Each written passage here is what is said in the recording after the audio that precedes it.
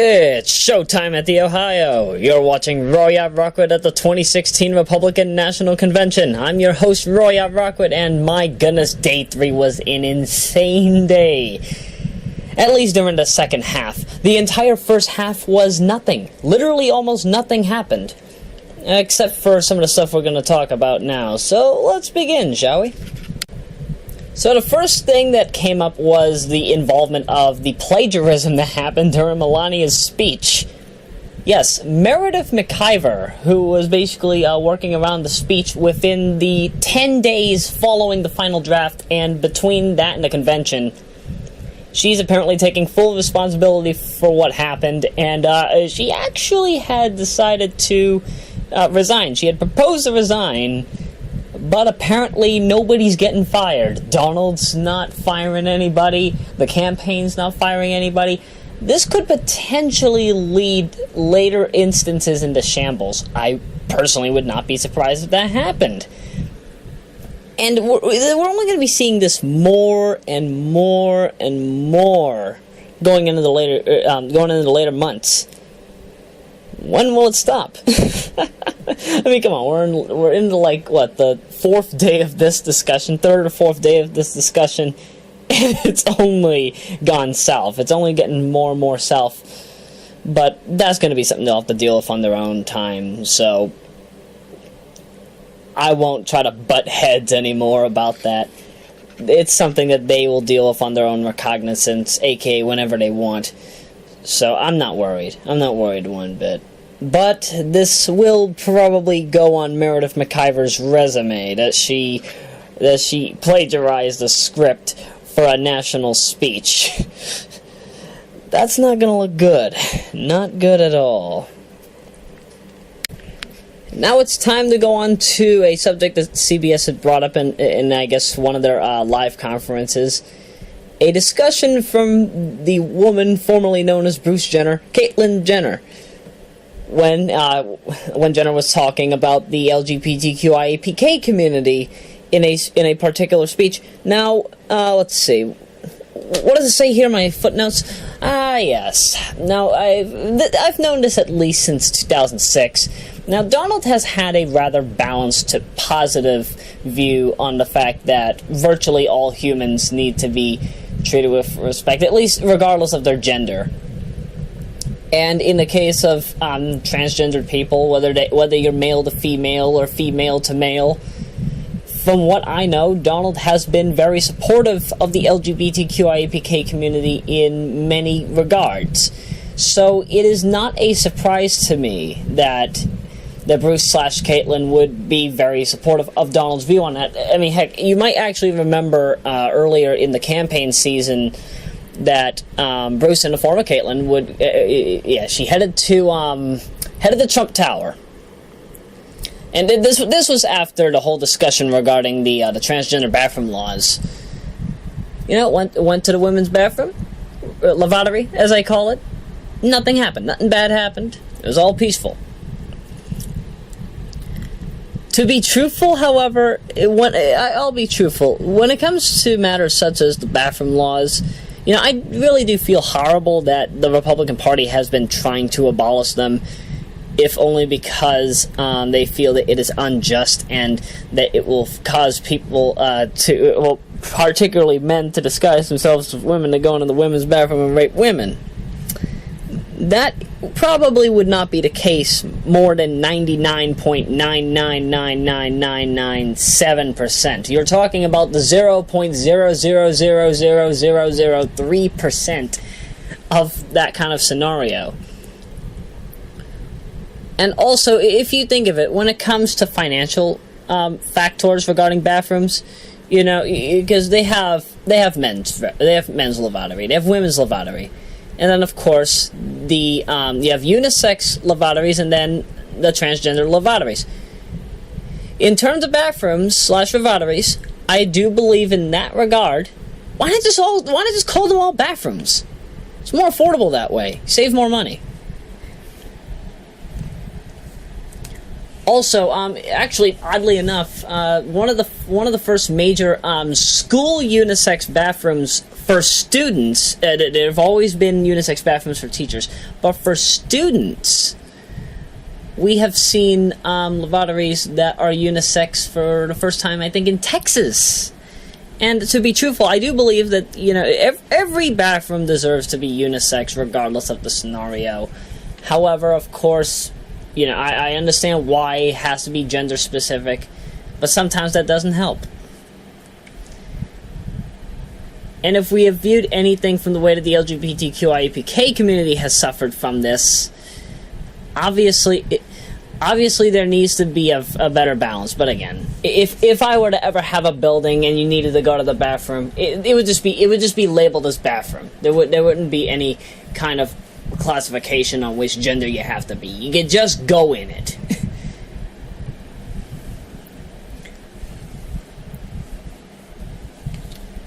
But going back to the topic on Jenner's views on this, I would say that because of this, because of what Jenner has talked about over the past matter of months regarding Donald's campaign and how he views the community, I would say this is possibly one of the more liberal or left-wing views that Donald has had over the years. And again, I'm saying this about Donald as of 2006. I don't know anything about Donald's views on this matter prior to 2006.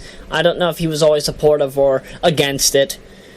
But as you know right now, I do believe that yes, people in the LGBTQIAPK community deserve to have better rights and also better liberties than what they're given already.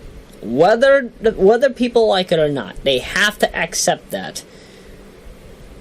I'm sick and tired of having to see discrimination. Heck, here in Lynn, actually, we've had that scenario happen.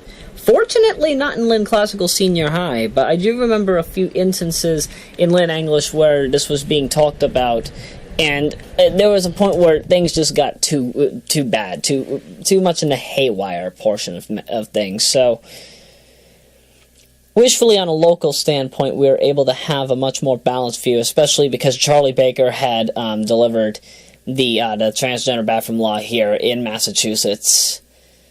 So that'll be something to look forward to in the upcoming months and years to come. So let's see, what do we see here? Ah, yes, here comes the parade. Alright, so what does my notes say? An estimated 1,000 protesters, probably even more than that, were viewed having a feud with the police and security that...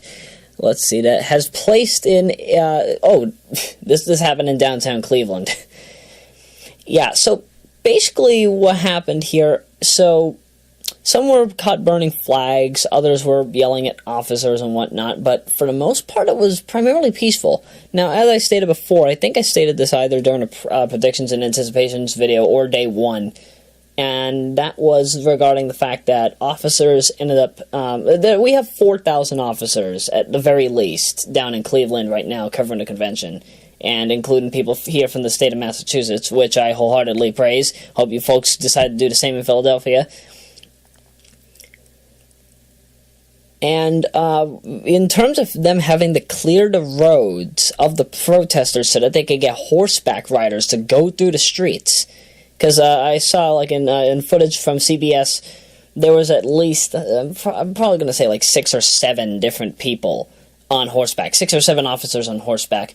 Sadly, not with a tricorn hat. That would have been very lovely, but no, we can't get the tricorn hat. We're too uncool. Cleveland's apparently too uncool for it. Why is that? No, get them to have some tricorn hats, please. And apparently also there was a promotion of a rather, this is another modern protesting group, Revolutionary Communists, also known as RevCom. I've never heard of these guys, not at all, but from what it appears that they have in store, they appear to have views in which involve, I'd say, a more socialist view. If not democratic socialist, then it is a socialist view. And one of the things that they had done, back to what I was saying about burning the U.S. flag, they apparently were burning the U.S. flag in protest of the current American political system. So when they are burning down the flag, what they're basically saying is, what they're saying is we basically need to tear down the current political system and restructure it from the ground up with a more socialist or democratic socialist mindset. And to be truthful, I believe, and bear in mind, I learned this back in 2012. If the people are dissatisfied with the way that their current government is, the people have the right to abolish government and restructure everything from the ground up. I'll be truthful, if I were the leader of that pack, if I were the leader of any group that were to abolish government and restructure it from the ground up, you would see possibly not just the most progressive, but the utmost free system that you have ever seen in the history of North American politics. That, however, will be something that I will talk about later on. Maybe during campaign 2017. Maybe actually during campaign 2032, the first year that I would officially be able to run for president. But we'll talk about that at a better point in time. Not now. But I appreciate that these guys in Revcom know what they're doing, and that they basically they're basically trying to present their views. The only downside is that some people had gotten arrested for their views, which is a shame. Because I do believe that in some way, shape, and form is violation of Amendment 1. So long as nobody's getting hurt, I do believe that if you get arrested for basically fighting for your rights or speaking your word, then yes, that is a violation of Amendment 1. That is a federal crime in my view. And the person that arrested them deserves to be held accountable for that, whether it's rendered as a misdemeanor or felony. And, alright, going more into the matter on security, man, I've got so many footnotes on this. So, alright, I gotta put back on my fan, I apologize. So security was very rampant, but what they were expecting officers to make, I'd say, about 1,000 arrests each day. 1,000 arrests. Bear in mind, this is Ohio they're talking about. Ohio, run by Governor John Kasich. I can understand why they would expect to make 1,000 arrests daily, but from what we have seen in reports, up to day 3 alone, in the first 3 days alone, no more than 10 arrests, maybe less than 10. That is astounding. That goes to show you how much the police and the protesters have been able to respect each other. Nobody's breaking into buildings, nobody's stealing stuff, nobody's bottlenecking cars or whatnot. No, it's not like that. It's not like that. And I wholeheartedly appreciate that. But what I do believe is that I hope that they keep their security strong for day 4. I hope they keep their security strong for day 4. You know, even though it's been peaceful up to now, it could become total and utter chaos in day 4, especially, you know, since Donald is officially the nominee, and also since Mike Pence is officially the nominee on the VP slot. We'll see what happens, though. We'll see what happens. I'm not exactly sure what will go down, but you'll have to stay tuned for day 4. That is for sure. That is indeed for sure. Let's see, what's next? Oh, this is a good footnote.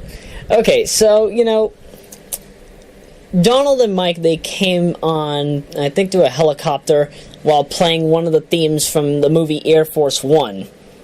However, prior to that, there was a plane that was landing, flying overhead in Ohio, and oddly enough, Ted Cruz, he was talking about Donald Trump. Everybody started booing when he was talking about Donald Trump, and the reason for that, the plane flew overhead Ted Cruz's rally. It's like everybody knew. It's like the Trump campaign knew where to fly over. It's as if they knew he'd be there. Did somebody script that? Did somebody script exactly when he would say, when he would start talking about Donald Trump, and then that would happen? Oh man, oh man, oh man. But that's kind of a way to promote Donald before a convention night. And what a way to promote that indeed. I mean, heck, that made headlines on the 4 p.m. and 5 p.m. news. It's got to tell you something. Something indeed. Not really sure how to put it, but it's got to tell you something in the long run. Something in the long run. Alright, let me scroll down. Ah, yes. Radio host Laura Ingraham. She looked lovely today.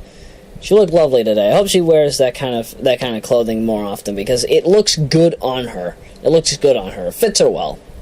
The colors are well. Keep it. Don't ever change that design. You know, even though the majority of the speeches tonight were mostly just Hillary shaming and basically praising Donald, it's like everybody was worshiping the non-Republican / Democratic devil, but not in reality. No, I don't think Donald's a devil. He's a master con man at worst, but he's no Satan. He is no Satan, not to my knowledge. But I digress.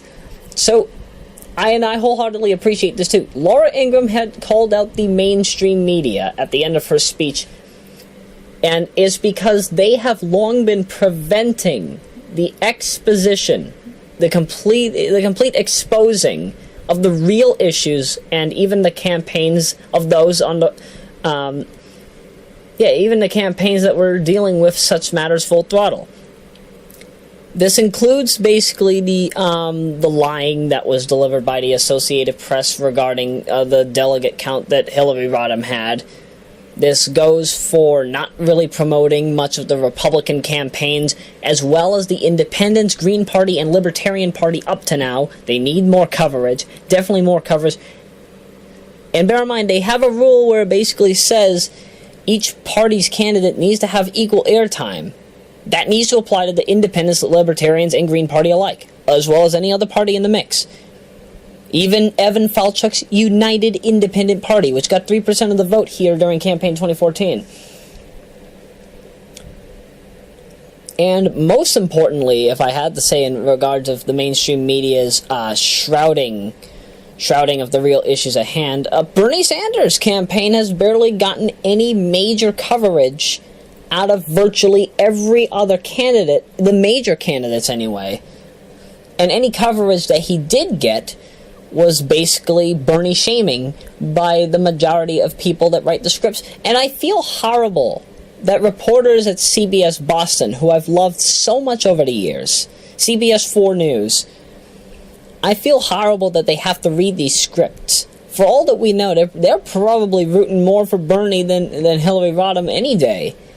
And unfortunately, because of what the directors and everybody else says that they have to read, it's such a shame that the mainstream media is unable to speak their mind freely.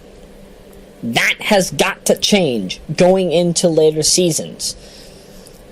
And I'll be truthful, if I ever were the president, or even the front runner of any company whatsoever, I would put that in a law. Allow your reporters to speak your mind, or else you will be subjected either to fines or legal charges. There comes a point where freedom of the press needs to be unlimited. This is one of those cases. Going on to the next person. Ah, yes, Howard Ham. Howard Ham talking about oil and climate change in such a truly warped view. Ugh. Oh man, why would you talk about oil and climate change in such the worst ways? You know, on VGBoxArt.com, look up a game cover. It's a box art for a PlayStation 2 game that sadly doesn't exist. You'll see Bush 43 on the cover and a few other people. It's known as Oil Field Tycoon.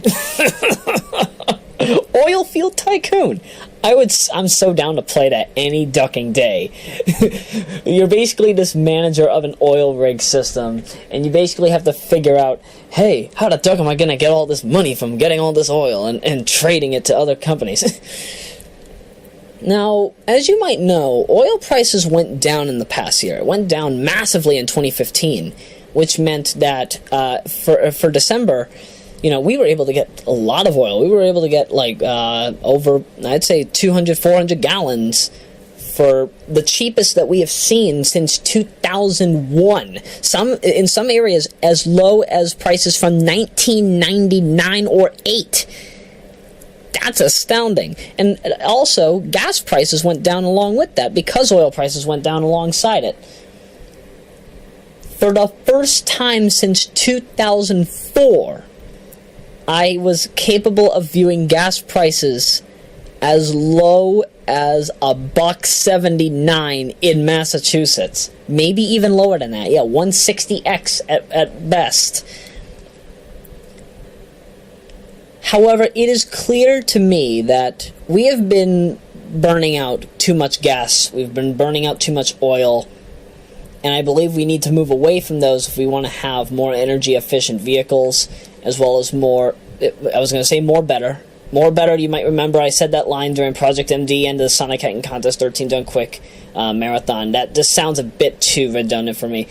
But I'll say it again. It does feel as if I feel that if we were to switch to electric vehicles and make more electric devices, switch everything over to electric heating, install solar panels on virtually every single house and building in this nation,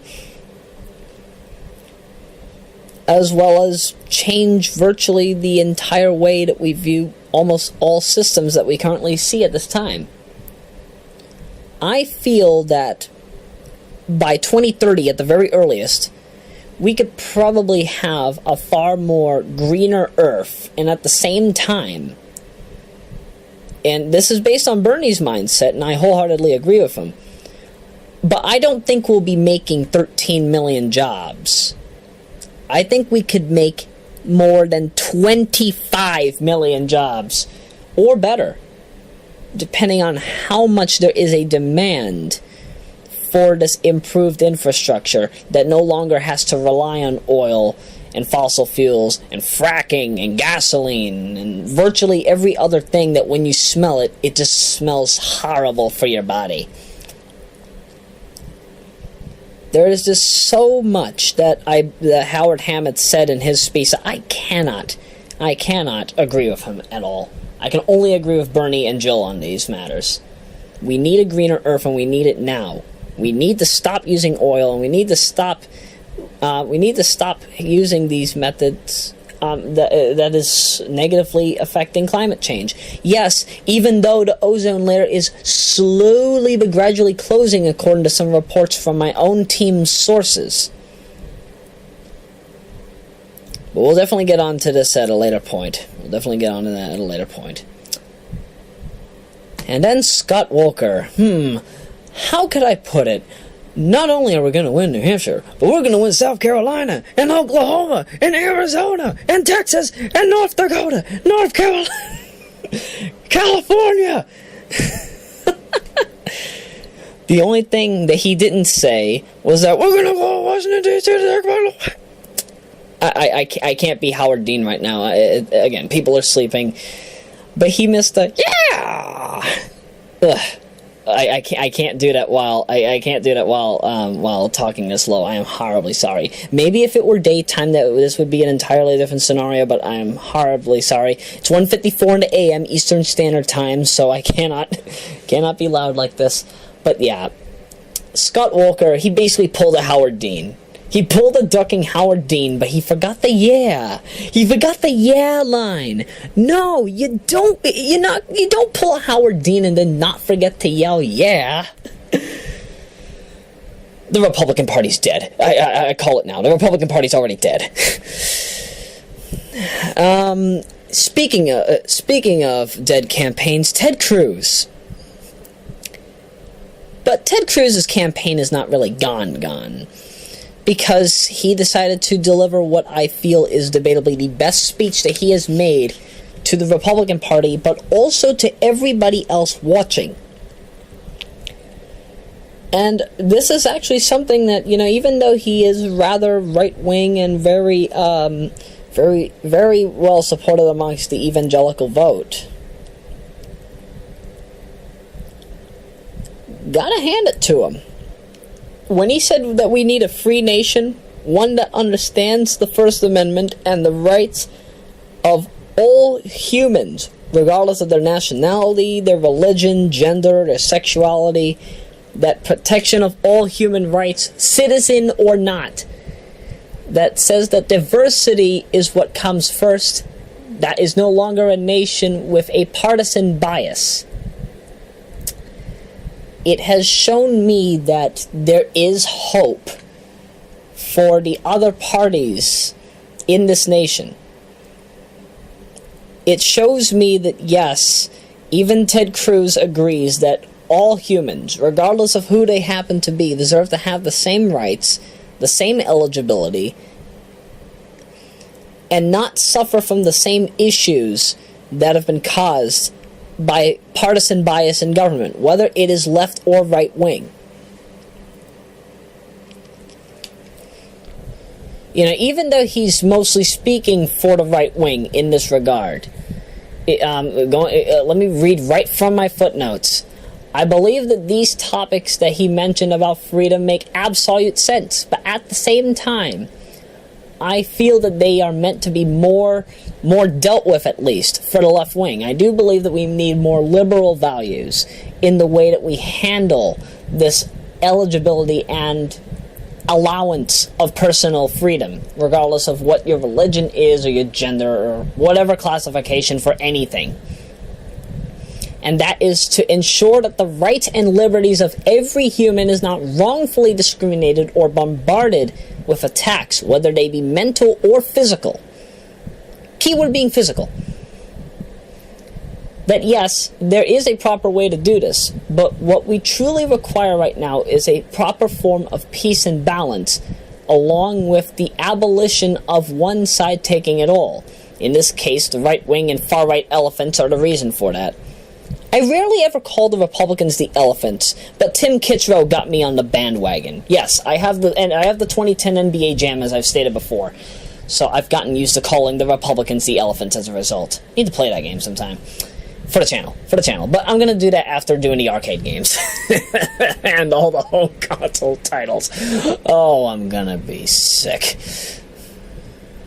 Some of them are bad. Especially that one Game Boy Advance game. Nicely received. But digressing. So yeah, in the case of what we would want as a free nation, Republican Donald Trump will not deliver this. It is clear to me that Republican Donald will not deliver it. Democratic Donald would. Democratic Donald definitely would, but not Republican Donald. Why aren't you still around, 1987 Democratic Donald? We need you now. Dye your hair brown or black and come back to us. Seriously. So at this point, you know, because we don't have Democratic Donald, and because Hillary is basically the utmost controversial Democrat that we have right now, it's clear that we need either Bernie, Jill, or even Gary Johnson. We need Bernie Sanders, Jill Stein, and or Gary Johnson to basically take it all. And that could be possible. They could actually be at the debates. Because in I'd say a few Fox News polls, Gary Johnson is polling at 15%. So chances are, if he gets a few more polls where he's at 15%, he's going to the debates. If Jill Stein right now in a Fox News poll, she's at 14. If she gets 15% in 5 polls, she will be at the debate on September 26. It is September 26, right? I'd have to double check that. Okay, people in the circuit board are saying the 26th, but they need to clarify. So, don't take my word on it unless if it's stated elsewhere. Officially elsewhere.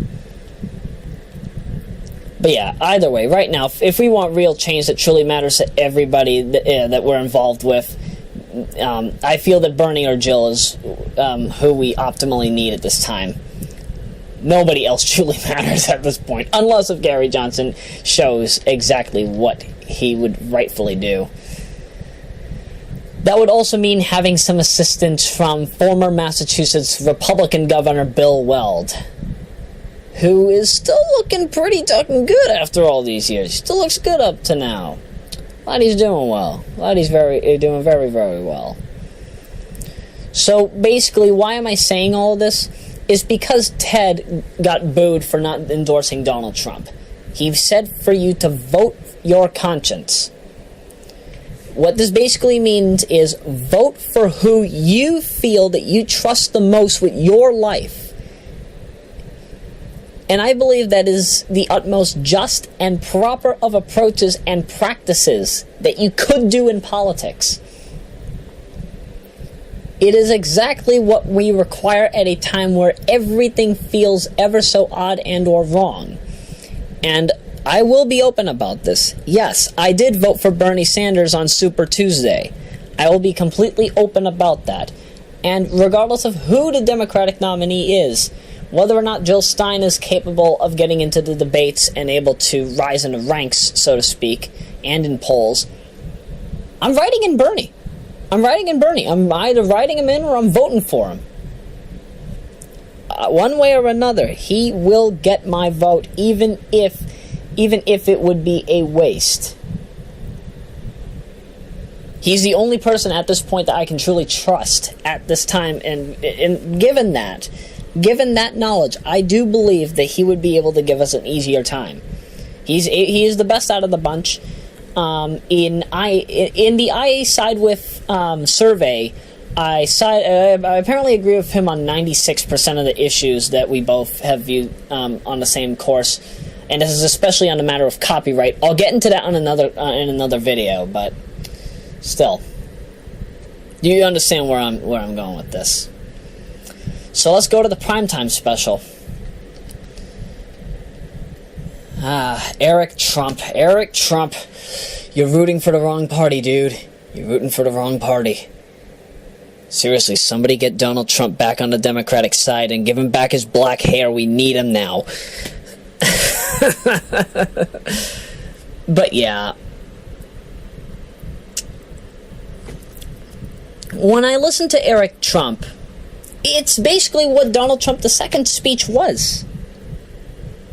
What Eric says here is that, yes, we have corruption, where the rich are getting richer and the poor are getting just impoverished, or whatever word makes sense there.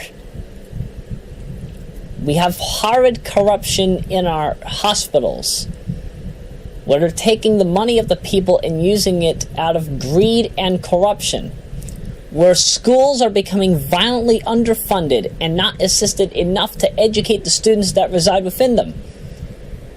Actually, to be truthful, we just had a scenario here in Lynn, Massachusetts, where they had reduced the spending on our schools from $14 million to as low as $8 million for the 2016-17 season. That is an insult to every single school in this city, and definitely in the state and the nation.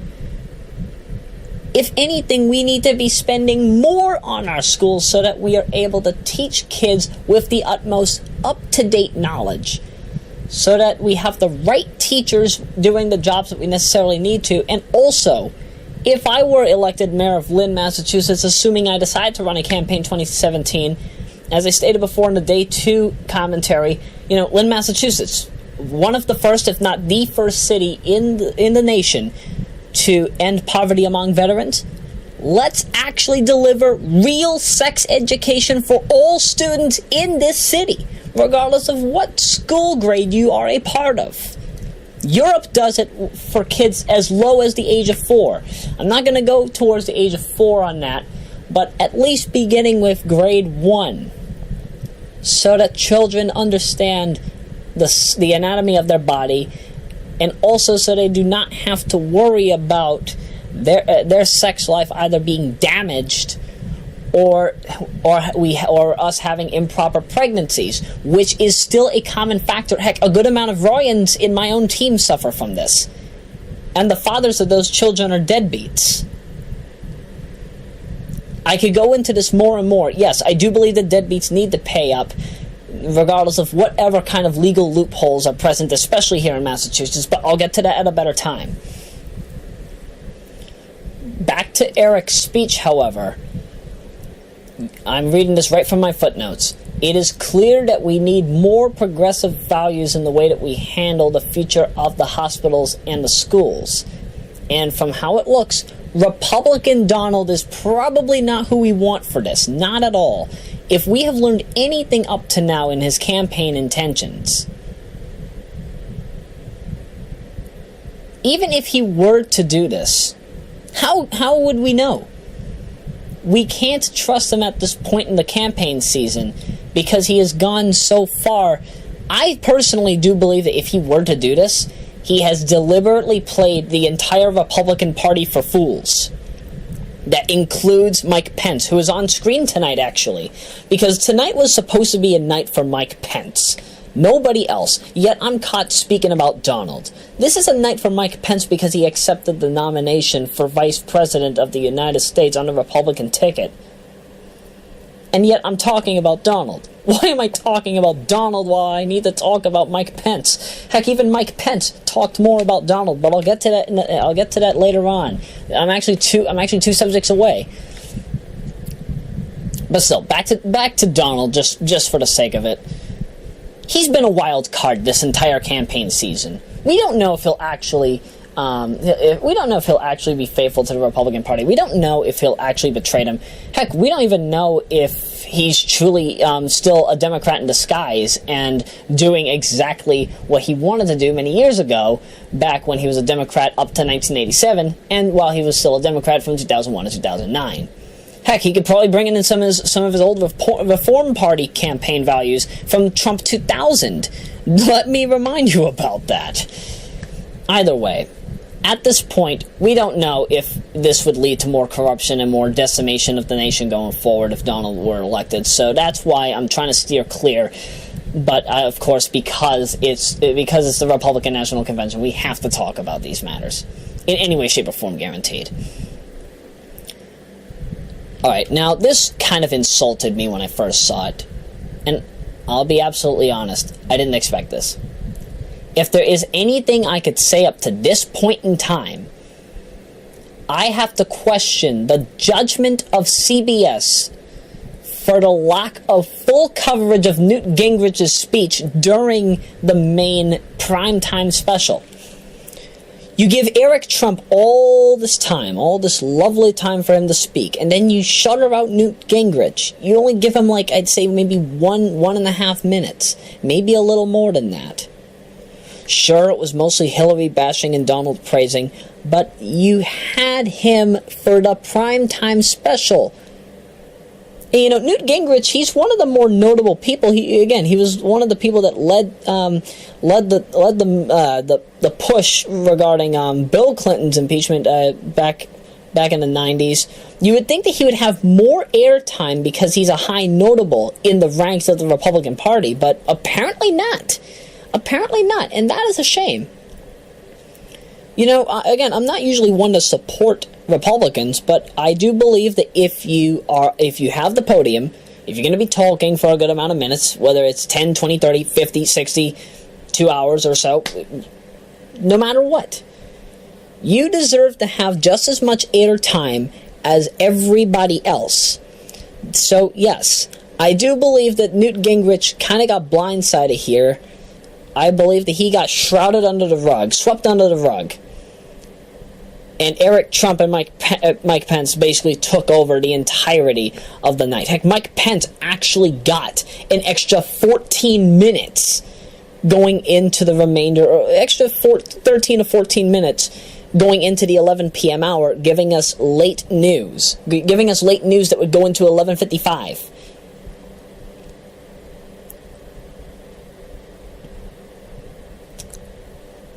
Dare I say this is insulting to Newt? If he ever watches this video for whatever reason, I hope he agrees with me that he deserves to have just as much airtime as everybody else. Or just as much airtime as everybody else that is on TV with him. Maybe Fox News or ABC or NBC probably had covered his entire speech, but how the duck would I know? I haven't watched ABC, NBC, or Fox for the conventions. I've always stuck to CBS.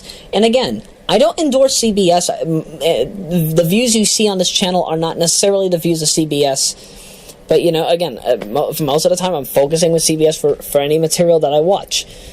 I guess actually one of the reasons why I actually have the modern editing skills that I do now, because of CBS.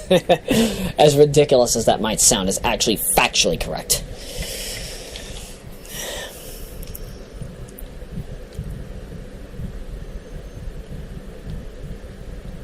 Still. Next topic, and now we're going to go to Mike Pence. Former Democrat turned Republican in 1980, Mike Pence, once known by himself as Rush Limbaugh on decaf. You know what? I'm going to drink some of my decaf right now. It's water.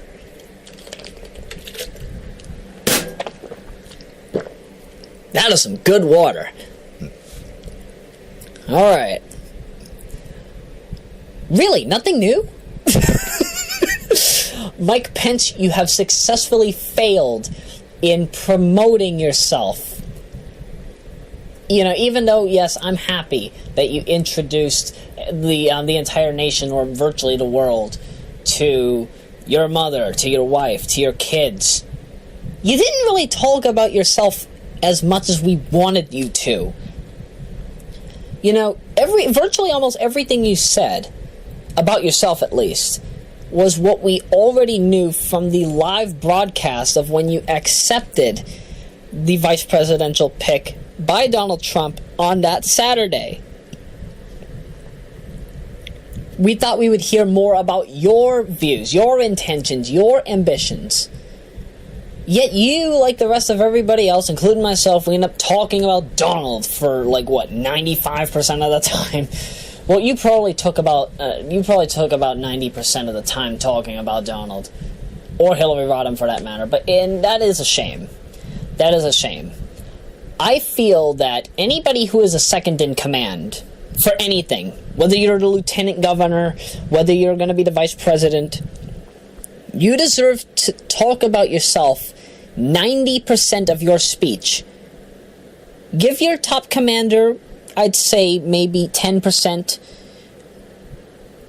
and at most 32%, which would still mean you'd get more than half. You'd get about 68% of airtime for yourself to talk about yourself, present yourself.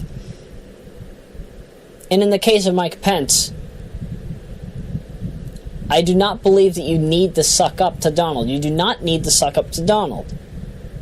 You have the right to show off yourself and what you do, what your values are. Nobody else's. That's just how I view you. That's just how I view you. You're a good guy. You share the same birthday as Prince, for duck's sake. You know, even though you have your own controversies, such as, such as preventing transgender people from having rights, awaiting the day that Roe versus Wade's outcome is abolished, and a whole bunch of other crap that happened between 1988 and 1990. You know, you seem decent. You seem decent. Don't suck up to the top.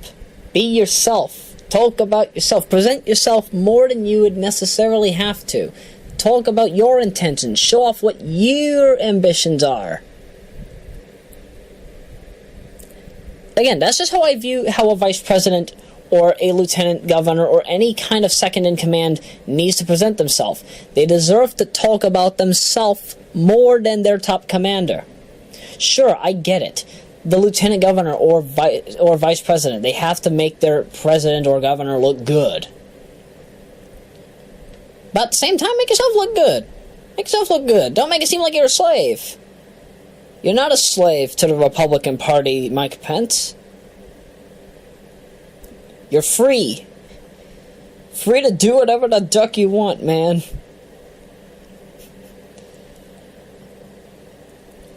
I'll keep it at that, but trust me, you'll do a lot better if you present yourself as yourself. Talk about yourself more than you have to Donald.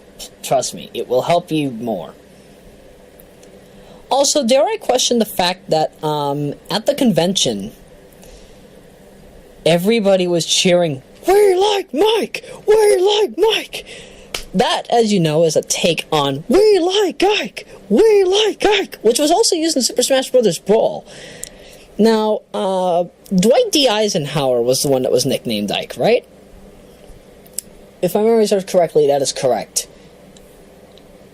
The people on the circuit board are saying that they're unsure. They apparently don't remember Dwight D. Eisenhower, who had a 91% income tax on those making more than $200,000 a year, which back then, mind you, was a massive amount. So, being taxed 90% of your income by the feds, if you made that amount, that was a just amount. I would be okay paying a 91% tax if I were making, 10 plus million.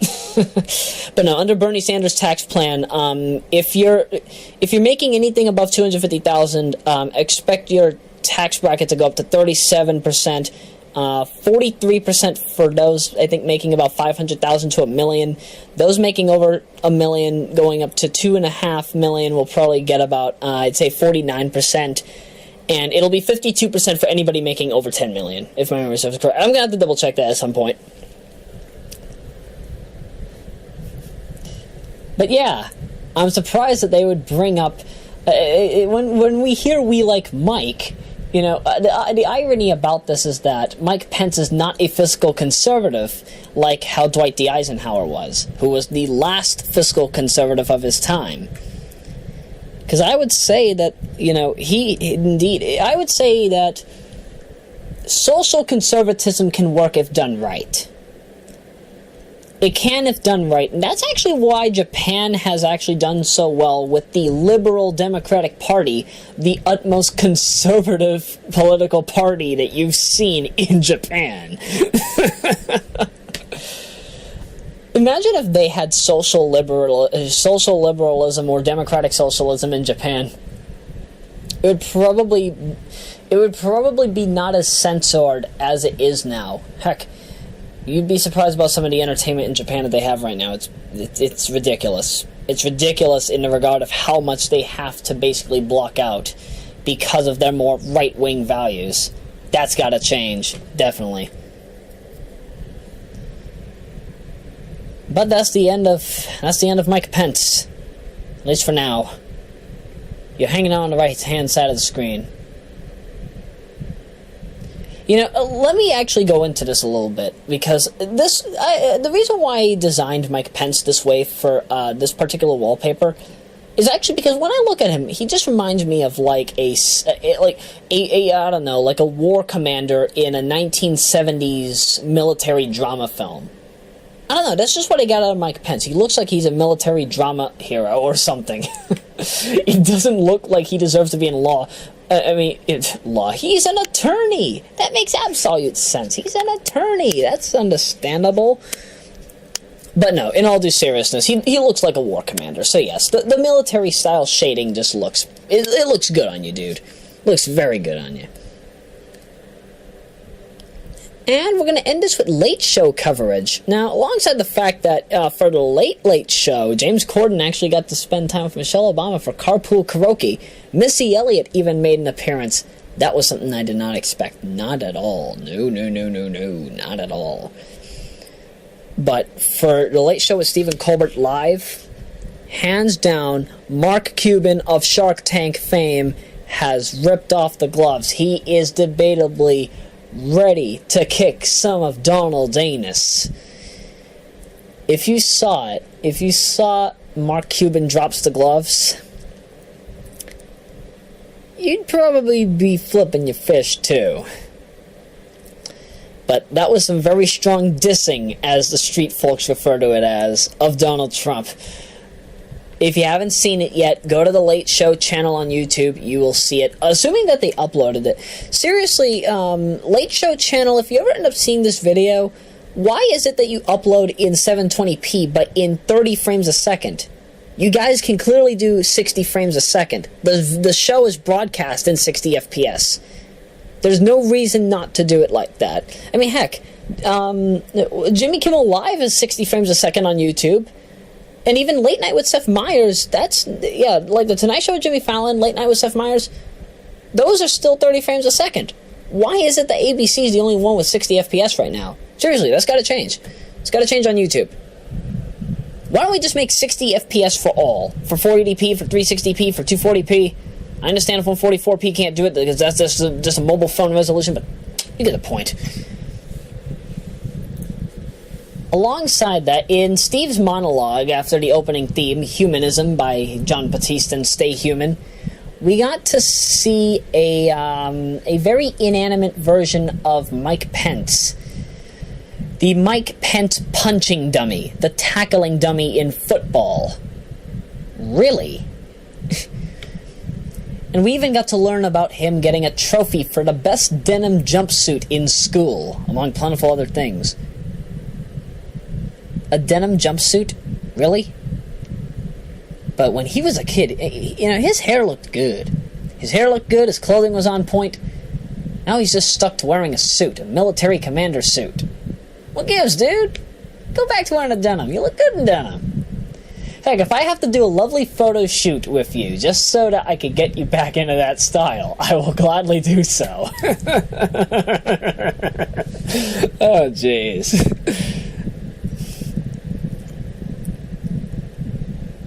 And also, in a game known as Donald or False, where Steve was basically, he went back to Cleveland to basically talk with a whole bunch of people at the convention, where also he apparently kicked and killed a Weedle.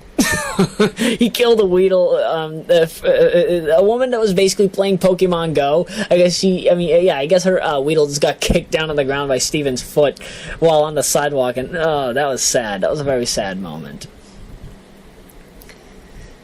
But in Trump or False, apparently not a lot of people know about Donald Trump's speech patterns or any of his rally lines, because I think about 60 or 70% or so of people actually got it wrong. They got his speeches wrong. They got lines that they thought he would have said wrong.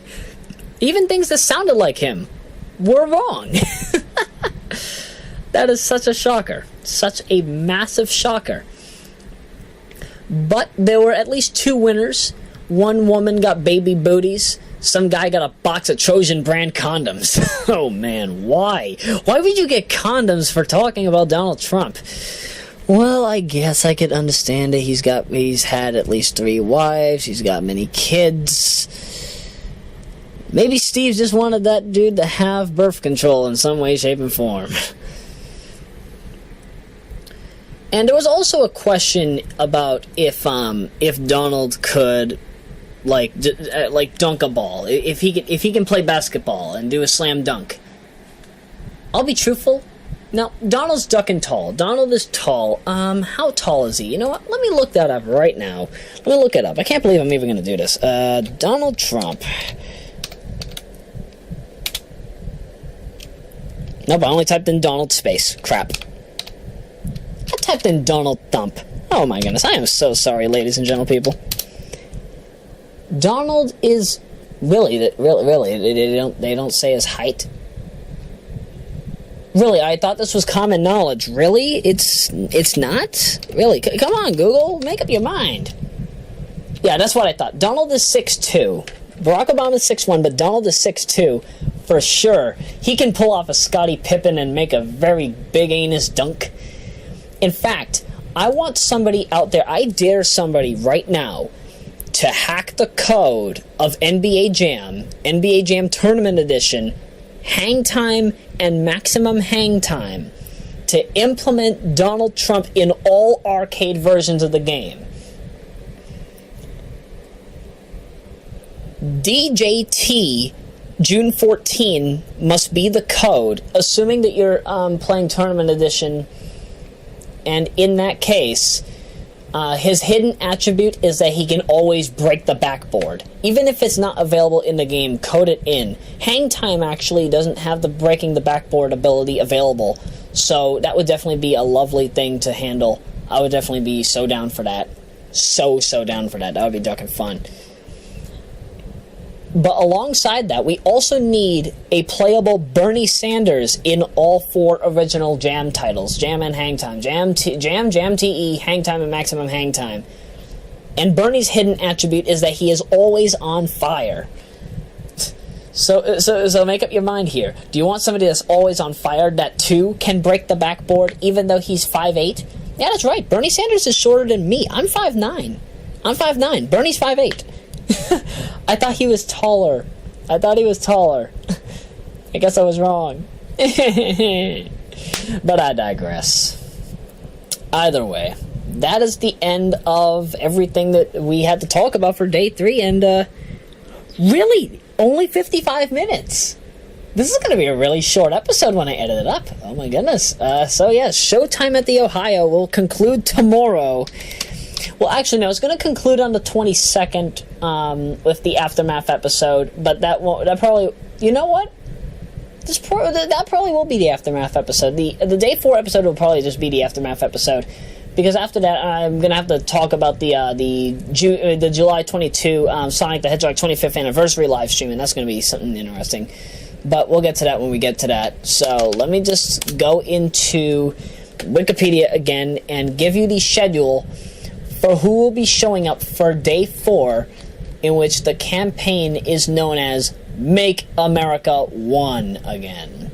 Party unity will be the entire course of this discussion.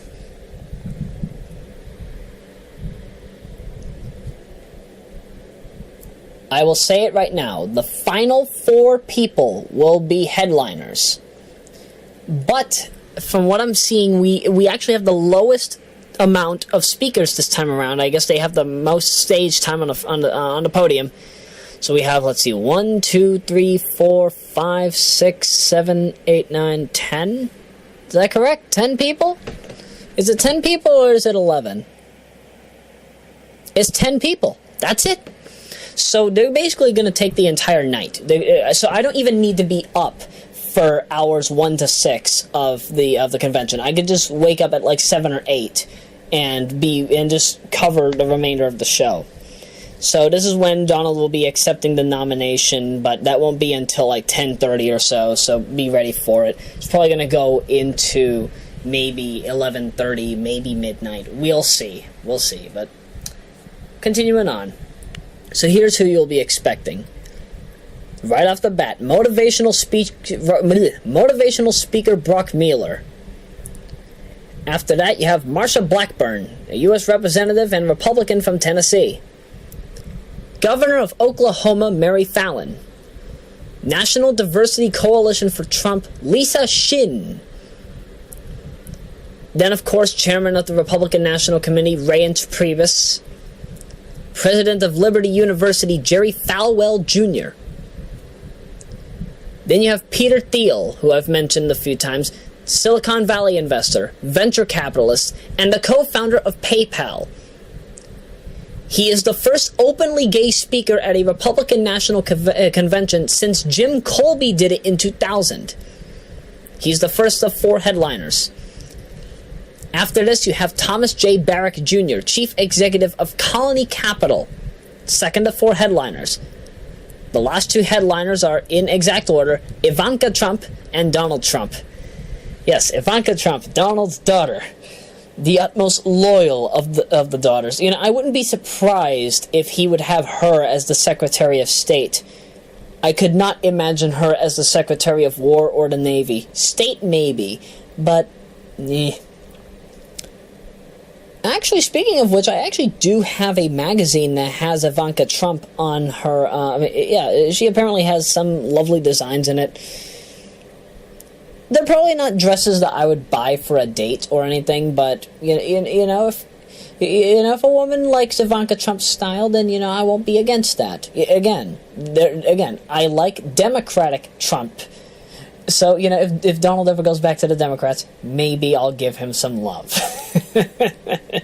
He's really playing the Republican Party's people for fools. Why won't anybody recognize that? Deep down inside, he's a Democrat. But again, to be truthful, whenever Donald decides to take his speech, I don't know if he's gonna pull off another Alfred Hitchcock again. It would be fun if he did. But his speech, for all we know, it could go on for an hour, it could go on for 45 minutes, maybe 30 minutes. We don't know. But I estimate at least 30 to 60 minutes. And it could go on for a while. It could go on for a while, so chances are I probably might be up for a while. But right immediately after that is handled, after the day 4 coverage is handled, I'm either going to go right to bed, or I'm going to be staying up for the Sonic the Hedgehog 25th anniversary stream, but you'll see that when that happens, just not now. So, we'll see what happens, and wishfully everything goes properly, but again, as I stated earlier in this episode, I hope that the security will be ready for Day 4. Day 4 is when Day 4 is when the big events happen, so we'll see what occurs. Other than that, though, I'm done here. Excuse me. Dang it, water. Dang it, water. So yeah, that's the end of the Day 3 discussion, and I'll be back. I'll be back for Day 4. Just to wrap up things, and then we'll do an aftermath video and possibly anticipations for the Democratic National Convention later on. Actually, I might not even need an aftermath episode. So yeah, I'll just finish it off with Day 4. Why not? And with that said, I'm out for the night. So you folks have a good time. Take care. I'm Roya Rockwood. See you in part 4. Or part 5, because that would be the 5th part of this special. Right. Right. Either way, good night, everybody.